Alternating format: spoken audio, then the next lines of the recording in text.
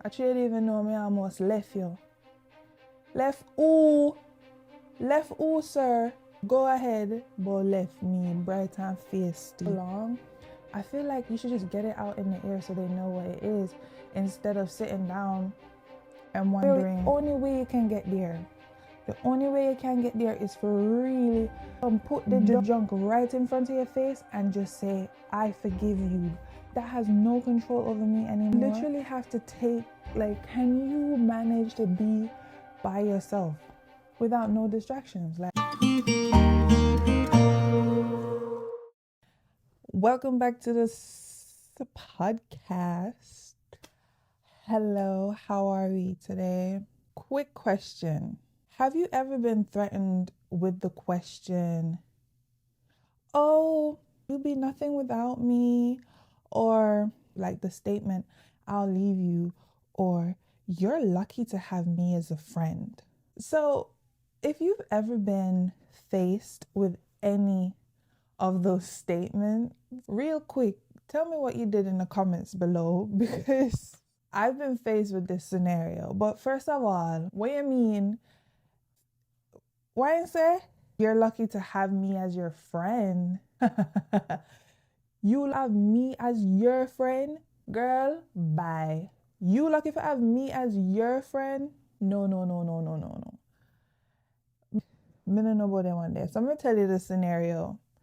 So this individual, I've been told this in a relationship. I've been told this by a friend. And I'm just like, who are you talking to? And bear in mind, I believe people say this statement because they know that you're a good person, especially like if you're still friends with me. That means you know say something good there. So we me not gonna find someone. Oh honey, it's just showing that you can't handle tough conversations at this point. And it's okay. It's okay. It's showing that you're uncomfortable, and it's okay to be uncomfortable because that's how friendships grow. Do you get me? Yeah. So any man out there what I talk about say, oh, like them I try threaten you up, because you know some man like to be passive aggressive and talk about, oh, this and this scenario.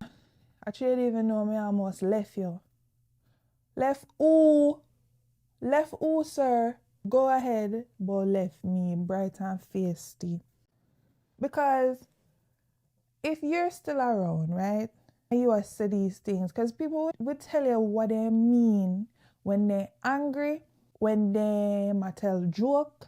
Be careful when people are tell you a joke, because under the joke are the real thing they might feel deep down inside.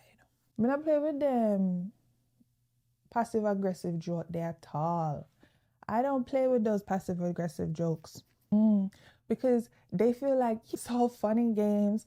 It's okay to just dish you and then move on. No, sir. No, sirree. I'm sorry. But I'm like the bestest friend ever. You know what I'm saying? And I feel like this is if you are really a really good and genuine person. And not just a kiss ass and a yes man. A person who is really deep down diving into growth and ensuring that you're putting in as much into the friendship just as the other person. You know? Like, I feel like we should have a moment where, what should I say? I feel like the period now that I'm in my life, I am reevaluating friendships. Like, it doesn't matter how long I've known you for, or how long I think I've known you. If it's past a year, if it's past 2 years, 3 years, it doesn't matter. It could be a month. I do not care. I'm gonna care. Reevaluating. At this point, me really feel like say, me need to write a letter to my future friends.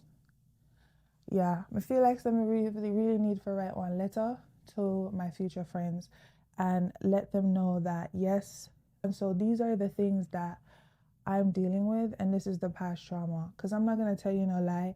Some people have hurt me, and I still have scars from that situation, which I have healed from. I've forgiven everything. But at the same time, I think I should write a letter to future friends or friends I haven't talked to in a long time and just let them know where I'm at. I think that's a great idea. Because if you haven't talked to someone for so long, I feel like you should just get it out in the air so they know what it is, instead of sitting down and wondering, mostly for yourself, because I've been in situations where people just stop talking and I don't like that. Tell me what type of friendship this is. Is this a friendship where we're going to talk often? What kind of personality do you have? Like, sitting here playing hopscotch, guessing what kind of friendship you want to have. Like, no. Okay, I'm a whole grown ass woman now. I got kids. I ain't got time to be guessing hoop-de-hoop, playing hopscotch, wondering if your feelings is genuine or valid. I don't have time for that. You need to tell me what you feel. Yeah? Yeah, we need to make like friendship letters every month. Just like how we have our relationships and we always have anniversaries and stuff. Like, I be seeing real genuine ass relationships online. I don't know I know that there's some of them real, some of them not. But I'm just saying, I see friendships just like relationships. People talk about all these things, you know what I'm saying? And I just feel like it's real cool. And everyone goes to a little bit of butting the heads, but it's how you come back from that, you know? And I realize you can't be the reliable friend to everyone. You can't be the reliable friend to everyone. It's just not possible. You can only stretch yourself so far, honey. You know? People that go through things. People that feel things where you never understand. People have trauma from back way when. So me personally, myself, when I'm not talking to nobody, and I swear to you, I'm 20 something. I'm 25, 20, no, I'm 26. And I'm saying to myself, okay, I really have to take time out and really evaluate all the things, the trauma. I just have to put it in front of me. Like all the things that are triggers for me, I have to put them in front of me before I can even engage with other people. That's the level of life I'm on right now. Because I realize that I really want to have a fulfilling life. I really want to have a fulfilling life where I can actually have meaningful conversations. And the only way you can get there, is for really put the junk right in front of your face and just say, I forgive you. That has no control over me anymore. That is then in the past. It's not happening now. Like literally, look at me. If you need to take 2 years to figure your stuff out and go, leave the people, let them figure them stuff out. For real, let the people figure their stuff out. And survivor's guilt is a real thing. Don't feel guilty because you've overcome the trauma and you've grown out of it and you're not engaging in conversations anymore. It's a thing. You feel like, say, damn, I've outgrown all of these toxic conversations and gossiping and stuff like that. My life is kind of boring. You ever realize, like, when you healed and all that, well, healing still, because healing is a process, it's a journey. You realize that your phone dry. Nobody not really want to link you like that anymore. When you're really standing on business, it's a lonely situation, and you have to be okay with being alone with yourself. Like no distractions. You're not using your kid as a distraction. You're not using your man as a distraction. You literally have to can you manage to be by yourself without no distractions? Like someone says, I've been trying so hard and I feel defeated. So I'm going to stop trying so hard and allow my divine self to lead me. I'm tired of being nice and getting suckish responses. Whoa, tell me about it. Tell me about it. I've been trying so hard and feel defeated. Listen, girl, we go through it all right. All of us go through it. All of us feel defeated on the most, but I'm reading this. I read this book and it's talking about we wake up with a certain amount of energy every day, and physically, emotionally, and spiritually. And you need to decide what you want to give energy to. So that will help with you feeling defeated. You feel as if you need to respond energetically to everything and give your power away to everyone that says something. You don't need to do that. You don't need to be doing all of that extra stuff. It's not that. You don't need to do that. Live your life now, heal now. Because when the money comes, it will only amplify the sorrow. It will only amplify the guilt. If you're not self-confident, it would only amplify that. Live your life now. When you go to your bed at night time and you think about the day, deep, think about your day and really evaluate. All right, what do I do me? What happened to me? Think about it. What happened to me? What me need? What my desires? What me want? What me want to reach? Where me want to go? Am I doing it? Was I happy with today? Was I always angry today? You need to ask yourself these questions. Stop waiting for somebody to come and ask you, oh, how was your day? How was this? How was that? How you feel about this? Talk to yourself. Make people think you're crazy. You're crazy healing. Make them think you're crazy. Make them think that, I don't know what this person's on. Let them think that. It's okay. It's okay. You got you. You have to have you before nobody else can got you. You need to get you before someone else gets you. That's how it works. Live your life and you don't know when your last breath is. You don't know how the thing set up. Anything can, unalive, mosquito bites, sickness, you buck your toe, somebody spitting on your face, multiple scenarios. There's so many things.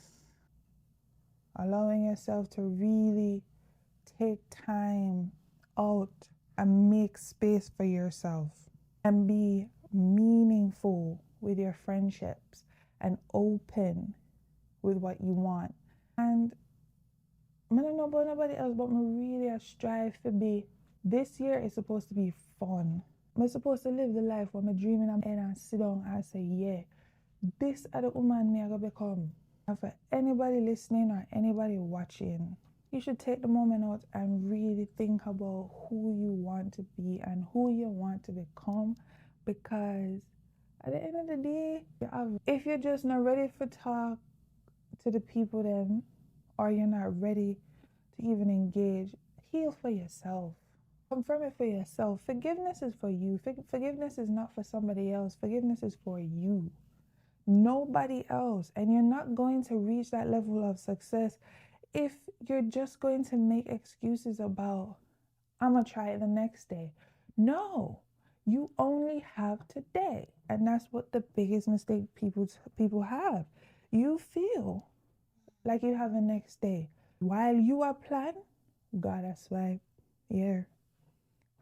So you going against yourself, you're just digging a deeper and deeper hole. You need to figure it out. Figure out what you want. How you want to live. If you want to live on the mountain, up in the hills, living on the mountain, up in the hills. Let me tell you something. You see this thing here on me on? You see this internet, this digital market? Anything goes. The only niche is your niche. You can only be yourself. Only you can be you. Only you can be you and your best self. Nobody can be you. And if you that try to be like all these people that you're seeing on the internet and acting like, oh, I'm gonna act like them. Everybody looking like a damn copy clone person out here. Everybody, it's like and that's the thing, the people that blow up are the people who are positively just flourishing in their self-being. And you can tell when people are inauthentic. You can tell that they do not want. It's not even do not want. They don't know how to be themselves. And hey, it's a journey. It's whatever. You figure it out. And all the great artists do it. They steal. It's what it is. But I hope you figure out self. And the best way to figure out self is to literally sit down with yourself. That's it. It's as simple as that. I'm not going to say it's that simple, but some people are going through other things mentally than the other, but it is a byproduct of suffocating your true self. Depression, anxiety, and those mental illnesses They are byproducts that have accumulated over time. And if you don't nip it in the bud and really start working on that, you're gonna miss out on relationships. You're gonna miss out on the good man. You're gonna miss out on the good friends. You're gonna miss out on the family time. You're gonna miss out on your children because you decided to suffocate self. It doesn't make any sense at all. And I really wish we all, because I'm with y'all, I've been through some tumultuous times, love. Tumultuous. But I know that people have been through worse. And I know I'm still here and I'm still doing this. So just take it a day at a time. It gets hard and it gets easy. It has to ebb and flow, love. It has to. Just be there for one more day. One more day. Just look at it as one more day. Don't look at it as a week. And, people are telling you it's so overwhelming. All these videos talking about, yeah, plan for this week and da-da-da. Don't get me wrong. I am capable mentally to plan and strategize a 3-month plan. But what about the people who can't? What about the people who cannot see themselves going that far? You know what I'm saying? So this is a message for you. If you feel like you can't go that far and you are overstimulated and you can't see it right now, but you want better. You want to feel better. Just take it a day at a time. Every night, think about it, reason with yourself, and say, what did I do today to make me feel good? What did I do for me today? And then tomorrow you do it again. You're building awareness. You're building accountability for your actions instead of waiting for somebody to do it for you. And I think that's where the school system also fails most of us, because they spoon feed people and tell them to recite and regurgitate.